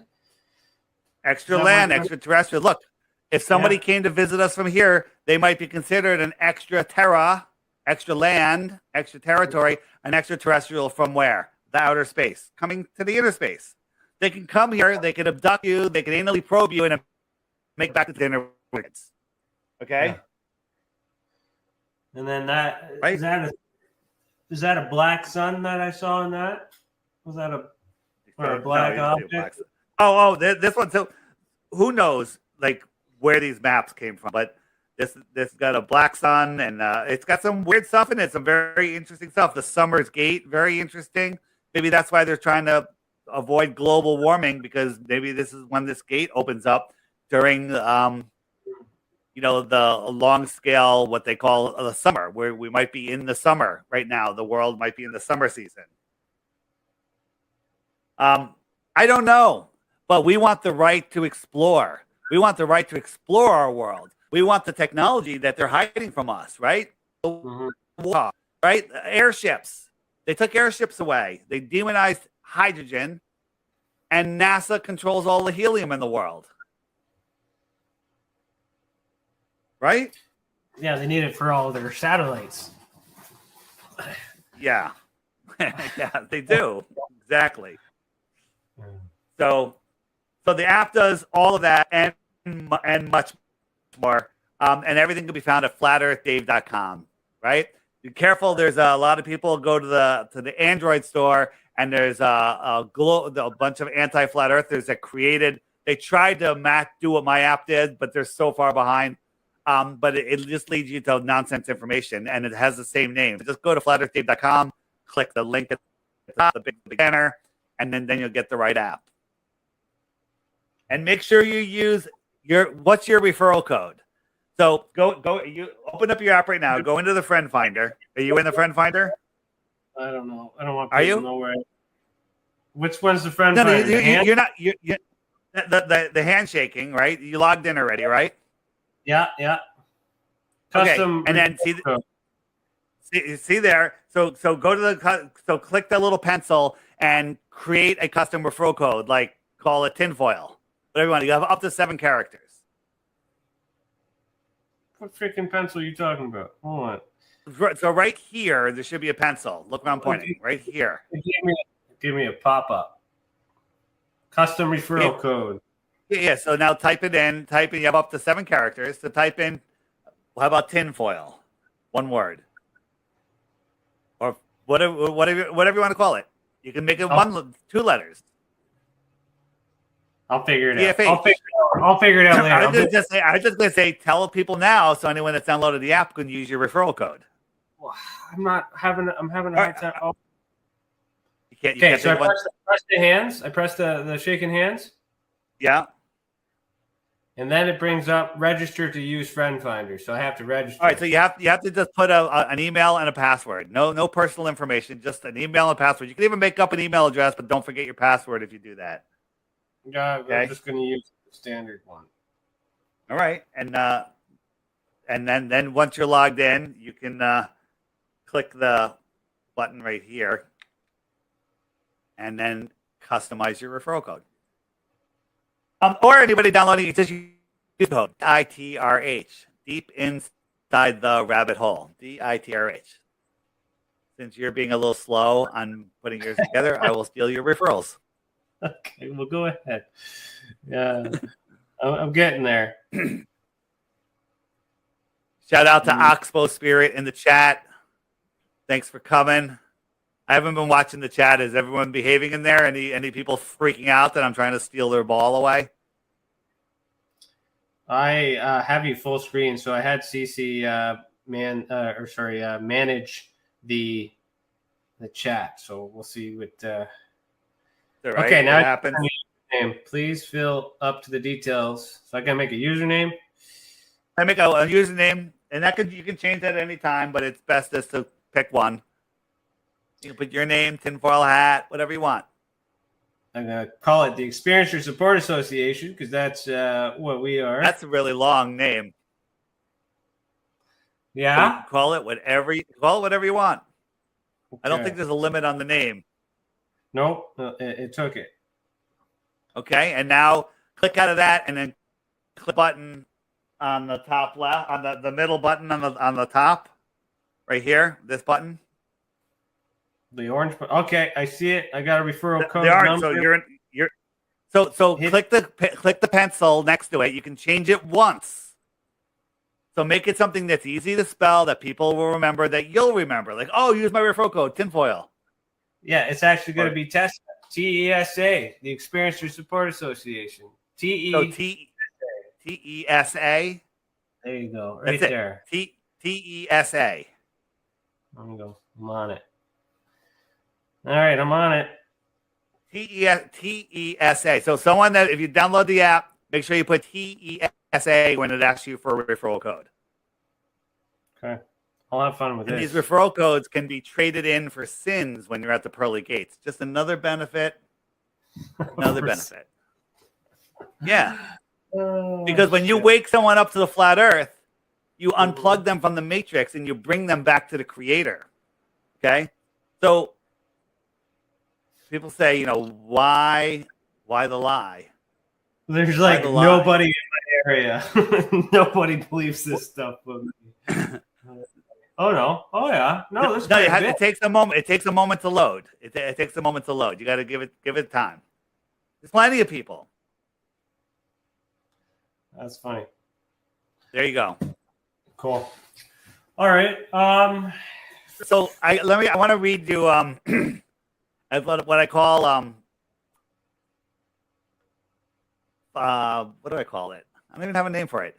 Here's the thing. Why are they lying about the flat earth? And the answer is because they're hiding your true potential. They're hiding the fact that your thoughts become things, right? So the present is defined by a confluence of your thoughts, inspired by or regulated by your beliefs, right? That makes sense. Your beliefs can be changed, upgraded, or banished by just choosing new thoughts. Makes sense. The future becomes the present when your expectations evolve. Okay, right? When your expectations evolve, you're able to move forward. Time measures how much effort you require to change your thoughts. That makes sense. Your current time and space shows exactly what you are thinking now. Makes perfect sense, right? So the bottom line is thoughts become things, which is all you really need to know. They don't want you to know that you have that power. They want to limit your thoughts, put it in a ball. We're running out of water. We're running out of resources. We're overpowered. We're carbon bad. Carbon's actually good. Okay, the more carbon we produce, the more green will go. The healthy way. They've inverted everything. They want you to think that the world will go to chaos unless the government can control your mind, and that's what they do. Okay? And that they want to keep you enslaved. That's it. And then when you say there's a lot of people that have to be in on it, no. All of the people that aren't in on it, they're the worst gatekeepers of all. No, I'm not looking at that. You're an idiot. They ridicule you. They banish you from family meetings. They do all of this stuff, and they have no idea what the hell they're talking about. Flat earthers know more about their globe model than they do. Because if they knew a tenth of what we knew about the globe, what we're told about the globe, they'd be flat earthers.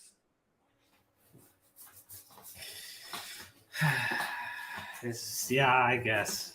That's hard. I can't go back. No, you're not going back. And you don't want to go back. But I mean, it doesn't mean I actually believe this stuff either. But it's not about believing. So here's the thing. Hold on. Where I'm at is I don't believe what I'm being told. I don't know what is real outside of what we're being told, but I am pretty well convinced that it's not the truth. And then that doesn't mean the earth is flat. It just means I don't trust. Is the earth a globe floating through infinite space? It could be. I don't understand how science Can works. you give me one proof that the earth is a globe? Just one. I can't. You can't. You can't because there aren't any. There are no proofs. Okay. Okay. So the reason that they lie is because it's for a legal reason, right? There's divine law, which is the law of God. There's common law, which is the law of the land. There's statute law or admiral maritime law, which is the law of the sea or man's law, right? That's what the court systems use. Okay? They have to convince you that you're not divine, that you're not in a divine world in order to take this away from you. Because if they get you down here, then you have to abide by their rules. Okay? Right. But divine law is above the law of the land. Okay? But these two are where you live. But if you let them convince you you're on a spinning ball flying the godless universe, they can trick you out of all of this. And they could say, oh, we'll give you your rights. Nobody grants you rights. You have divine rights. Mm-hmm. When you say, I believe it's a ball, come up with one reason. And you can't. Because if you did, you'd win 3 Bitcoins, by the way. Offering 3 Bitcoins for 1 proof of the globe. Solid proof. What is proof, though? I mean, like... 1 proof. Show me curvature. Show me axial rotation. Explain to me how we can travel 4.5 billion miles a year, and I go out and look at the stars, and they're in the exact same position a year later, 10 years later, 50 years later. Okay? Nothing changes, right? I lived in the same town my entire life. I've been in the water. I'm a windsurfer, kite surfer, swimmer, and the water and the rocks are at the exact same level they were when I was a kid. Okay? We're supposed to be underwater, according to Al Gore. Okay? Everything is a lie. It's all lies. It's all massive lies. And it's to control your mind. What's the deal with this firmament idea? This dome? What's the deal? Well, how has anyone ever found evidence of us being in that container? And are we underwater? Above, so below? Well, it seems like we're underwater. You know, again, we're not allowed to go to these, you know, we can't anything higher than we can go ourselves. We don't know, but we can watch these launches that they do, right? The SpaceX launches, all nonsense. You know, the Artemis launch, which they just did the other day, complete and total nonsense. I'm trying to find where the hell did it go?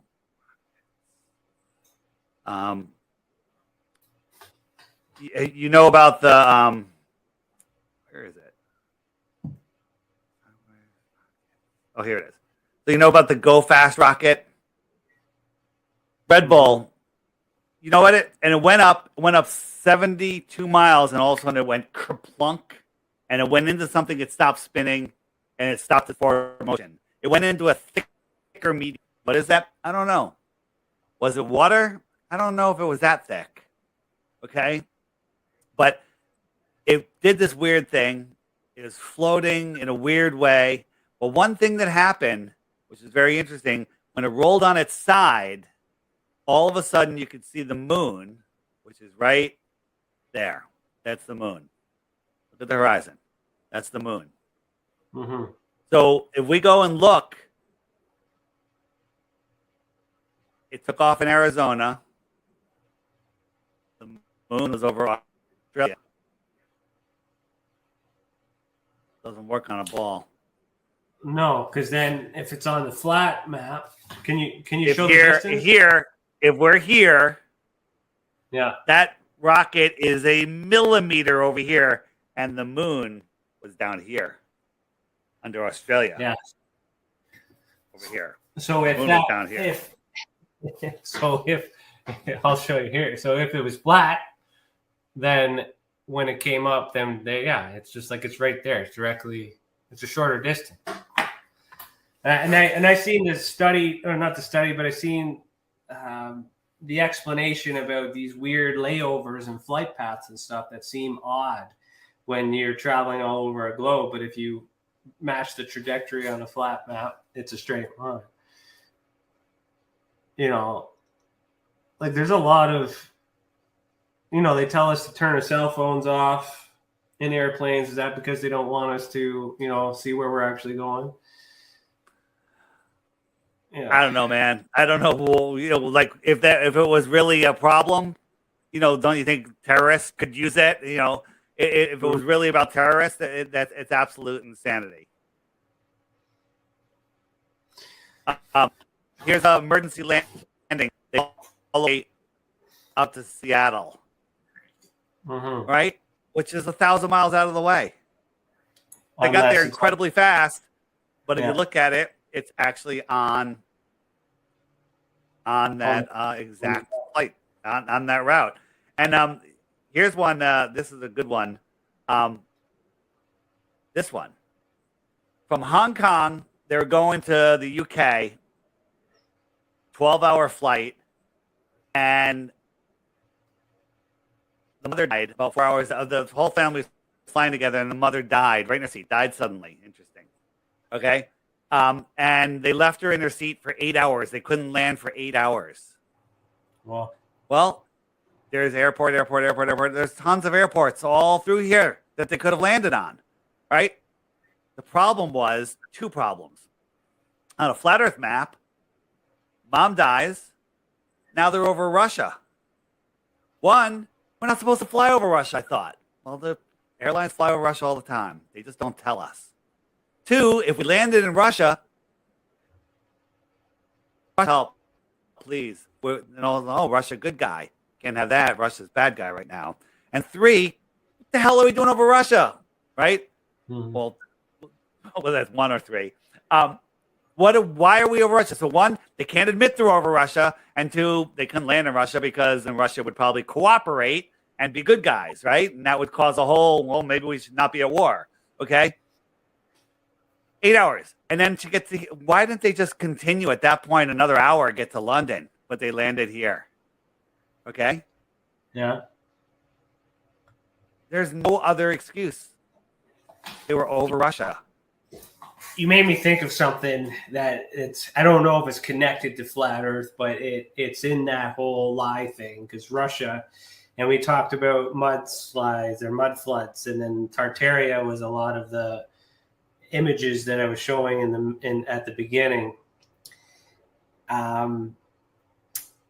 Is there any connection to that, with that secret being this free energy and all that other stuff? But that's closer to the center of the Earth than the ice wall, but we can't touch the center of the Earth either.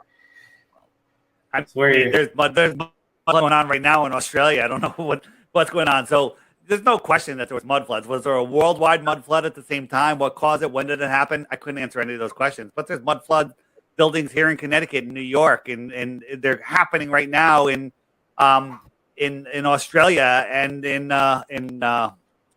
India. There's Pakistan. Crazy mud floods are going on right now. But they're not showing any of that. Let me show you one more emergency landing. This one. Flying from New York to Auckland, New Zealand.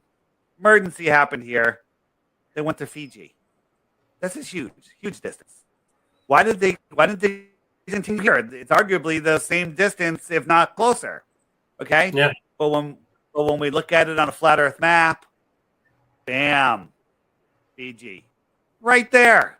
So emergency happened here. They landed in Fiji. Mm-hmm. So the pilots, but then see, the pilots know. And I've seen some videos. A lot of pilots know. A lot of pilots don't know. They're just told where to land, and they're not. They're like, oh, this is where they want us to land. They're not getting out a map. They're not looking at it. They're looking at the actual airline map that I showed you, right? Mm-hmm. They're looking at this map, right? They're looking at this map, so it makes perfect sense to them. They're not comparing it. No one's got a globe and go, this doesn't work on a globe. This is what they're using. And that's why they're not even questioning it. Look, bam, right there. They're just going like this. They don't see it. They don't understand that this doesn't match a globe.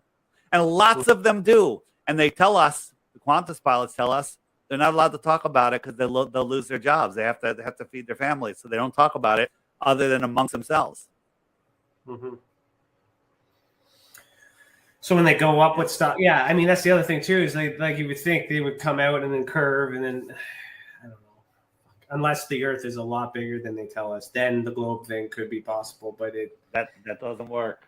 There is no curvature. You can't stick. There's no people antipodal to us, right? I have to believe that up is down for someone in Australia, where down is down. Down is down for everybody. Okay, and down is this way.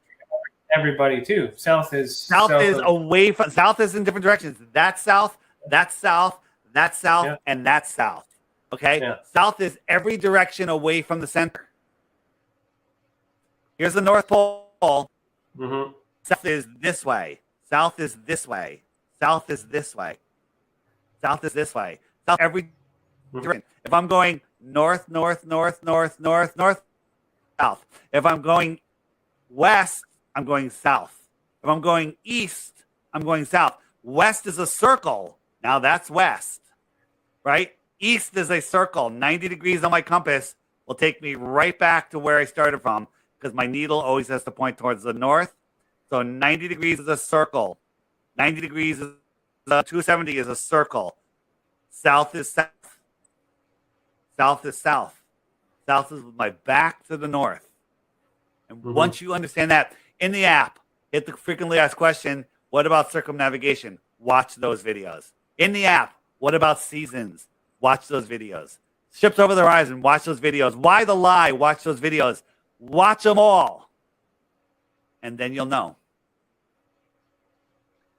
And if you really want to have some fun, turn off Netflix, hit the web button, scroll down, and hit this button right here, Flat Earth Videos, FE Movies. Full-length features from just under an hour to hour and a half, some of them. Blow your mind. You can watch all of them and then watch them again, okay? And then you'll know, right? Then you'll know, right?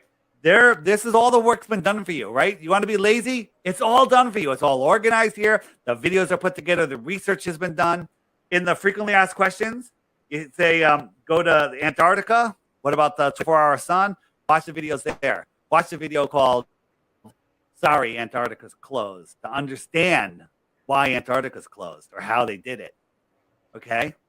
People think, oh, you can go to Antarctica. No, you can't. You can go to the edge, get a little tour of the penguins and some ice. That's it. No independent exploration of Antarctica. Why isn't ExxonMobil going, let us go to Antarctica and get oil and gas and, coal and uranium? But they don't. And no one questions. They're not even allowed to question it until the year 2041. So some of the settings you got on here too. You got to set up like a clock too. You have the zodiacs. So yeah, the real quick, the sun goes around wherever the sun is. It's noon. It's noon right there in Western Australia, right? It's 6 a.m. here, right? Sun's coming around, and when it's here, I'm over here, right? Eastern time zone, and the sun will be rising. My sun's coming up here, right? Sunrise right around now. And my buddies on the West Coast, it's still not sunrise yet. They got to wait another 3 hours. It comes around. So the sun keeps track of the hours and the days, right? It laps the moon. The moon's a new moon right now, but the moon will be coming out from underneath it. It laps the moon every 28 days. So the moon keeps track of the weeks and the moons. There used to be 28 moons. No, 13 moons of 28 days. Sorry, 13 moons, 28 days. And then if I turn on the stars lap the sun once a year.